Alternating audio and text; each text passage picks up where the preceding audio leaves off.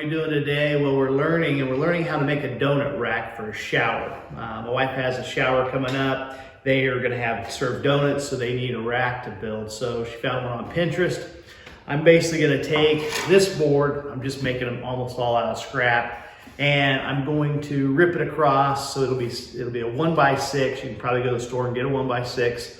And then I'm going to come across every 4 inches. There's going to be 4 poles coming on it.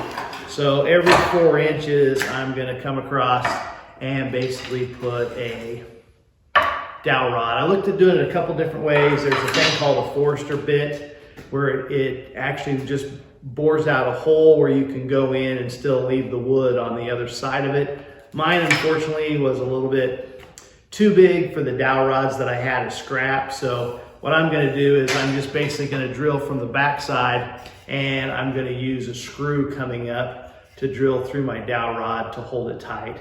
And then we're going to paint it all anyway. It's just holding donuts, so it doesn't have to be crazy secure. And then at the very end, I'm probably going to come across at the very end and put some kind of trim across the front just to dress it up a little bit. And that's basically it. It's a pretty simple project, and so I'll just show you what the results look like. Here I am ripping the board with the circular saw, and we decided we needed to make it 24 inches instead of the original 20 because we wanted the donut poles 6 inches apart just to allow room for larger donuts. So rip the board, and then I cut the poles 16 inches, and I cut it with a pull saw. And if you've never used one of these pull saws, they're really handy because they're pretty easy to cut efficiently and to get a pretty good solid cut that doesn't really shatter the wood or split the wood out.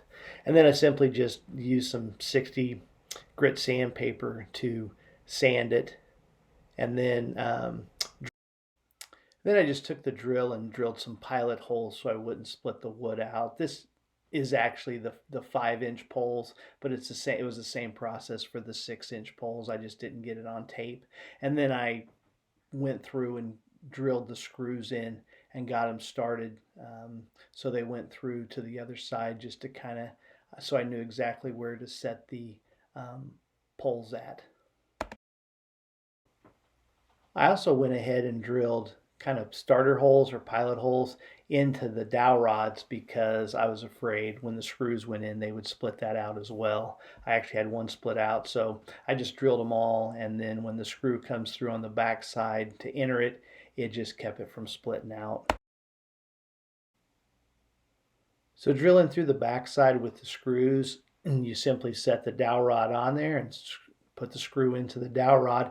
And by pre-drilling it, they didn't split out, which made it nice. And you just kind of want to make sure you have them straight going in there as the screw goes in, so they stay perfectly in place.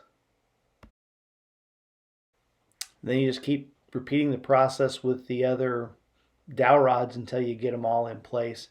Then I came back and added a piece of trim, and once again just measured the trim to the front and cut it with the pull saw, and then attached it with a nail gun, finishing nail gun. You wouldn't need to. You could pre-drill holes and use little brad heads to put the front in. But like I said, I just dressed it up. You don't necessarily needed it in this project, but I thought it just made it a little more finished look.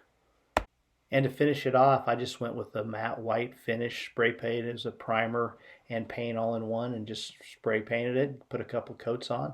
Here's what it looked like at the party, and just a simple way to dress up a shower. So try it.